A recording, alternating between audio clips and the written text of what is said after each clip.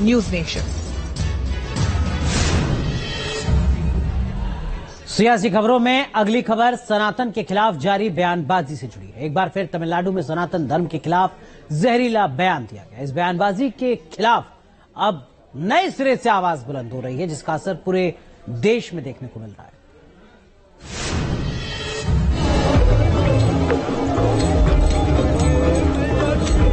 ये सनातन धर्मावलंबियों का अपमान नहीं सहेगा हिंदुस्तान।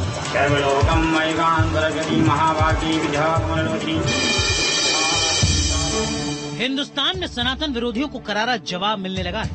सनातन विरोधियों को अब इसी अंदाज में जवाब दिया जा रहा है। तो सनातन के विरोध में बात करेगा, उस हर बोलने वाली शब्द बोलने वाली जबान को अब खींच करके बाहर निकाल देंगे। जो सनातन की तरफ आंख उठा करके देखेगा, वो उठने वाली हर एक बात को हम उंगली डाल करके आपको बाहर निकाल देंगे। हम चुनौती देते हैं कि सनातन के विरुद्ध बात करने वाला कोई भी व्यक्ति इस देश में जो है अपनी राजनीतिक ताकत और हैसियत बना करके नहीं रखता है। गजेंद्र सिंह शेखावत गुस्से में है। गजेंद्र शेखावत यूं ही आपे से बाहर नहीं हो गए। उनका गुस्सा उस बीमार सियासत के खिलाफ है जो बार बार सनातन को कटघरे में खड़ा करने की कोशिश करती है। जो लोग सनातन और हिंदू का अपमान करते हैं, इन सब लोगों को कहते हैं कोई कुष्ठ हो जाएगा, कोई लेप्रोसी हो जाएगा। इन्हीं को लेप्रोसी और कुष्ठ जो है तोहफा में मिलेगा, आप चिंता मत करो, और जीरो पर आउट हो गए। ये सनातन धर्मावलंबियों का अपमान नहीं सहेगा हिंदुस्तान। तुम्हारा वही दफन होगा और तुम्हारा कफन लेने वाला भी कोई नहीं। पहले उदयनिधि स्टालिन, டெங்கு காய்ச்சல், மலேரியா, கொரோனா இதையெல்லாம் நம்ம எதிர்க்க கூடாது, ஒழித்து கட்ட வேண்டும். அப்படிதான் இந்த சனாதனம். சனாதனம் என்பதை எதிர்ப்பதை விட ஒழிப்பதே நாம் செய்ய வேண்டிய முதல் காரியமாகும். फिर ए राजा, உள்ளபடியே கடமைச்சிருந்தா இத்தனை வெளிநாட்டுக்கு போயிடக்கூடாது. ஏன்னா ஒரு நல்ல இந்து வெளிநாடு கடல் கடந்து போக கூடாது. உனக்கு ஊர் சுத்துறதே வேலை. और अब तमिलनाडु के शिक्षा मंत्री का जहरीला बयान आया है। இந்த சனாதனத்தை எதிர்க்க வேண்டும் என்பதிலே யாருக்கும் எந்த வேறுபட்ட கருத்தும் இல்லை. இதில் இருப்பவர்கள் எல்லாம் சமத்துவத்தை உருவாக்க வேண்டும், மத இந்த சிறுபான்மை சமுதாயத்தை காப்பாற்ற வேண்டும், ஆண் பெண் சமத்துவத்தை காப்பாற்ற வேண்டும், இந்த சமூக சிந்தனையோடு இந்த இயக்கத்தை உருவாக்க வேண்டும் என்பதுதான் இன்று 26 கட்சிகள் உருவாகி இருக்கிற இந்த இந்தியா கூட்டணியினுடைய நோக்கம். அவை வந்திருக்கிற நீங்கள் எல்லாம் நாம் इन्ना समूहத்திலே நாம் எவ்வளவு செஞ்சாலும் हिंदू गौरव के खिलाफ यही वो सवाल है जिसके खिलाफ गजेंद्र सिंह शेखावत ने आवाज उठाई है। उनका गुस्सा पहली बार नहीं फूटा है। इससे पहले भी गजेंद्र सिंह शेखावत सनातन का अपमान करने वालों को चेतावनी दे चुके हैं। गौरी आए थे, गजनबी आए थे, गुलाम आए थे, शक आए थे, हूण आए थे, कुषाण आए थे, यवन आए थे, तुर्क आए थे, अरब आए थे, खलीफा आए थे, औरंगजेब जैसे लोग भी आए थे।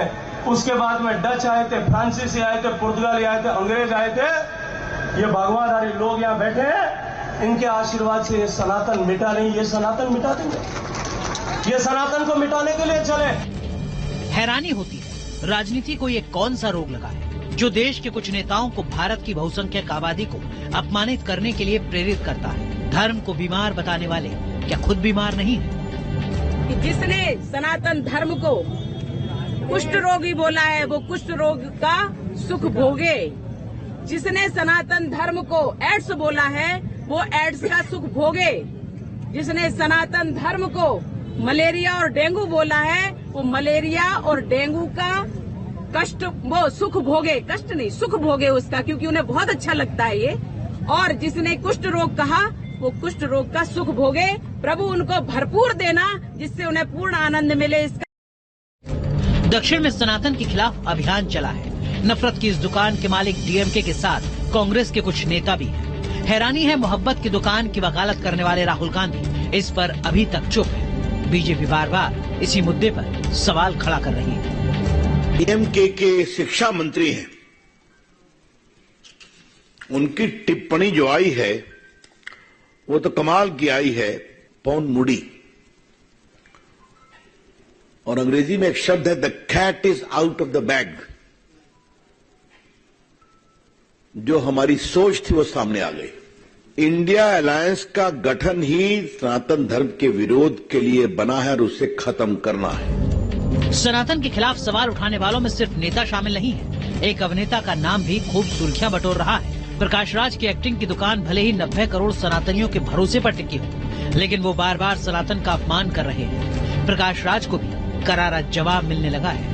प्रकाश राज एक्चुअली कोई अभिनेता नहीं है, खलनायक है, नायक नहीं है। जो देश के विरुद्ध बोले, जो धर्म के विरुद्ध बोले, जिसको एहसास ही नहीं है हम कहाँ रह रहे हैं, हम क्या कर रहे हैं, वो कोई विलेन नहीं हो सकता। सनातन विरोधियों के खिलाफ गुस्सा बढ़ रहा है। गुस्सा अब सतह पर आ रहा है।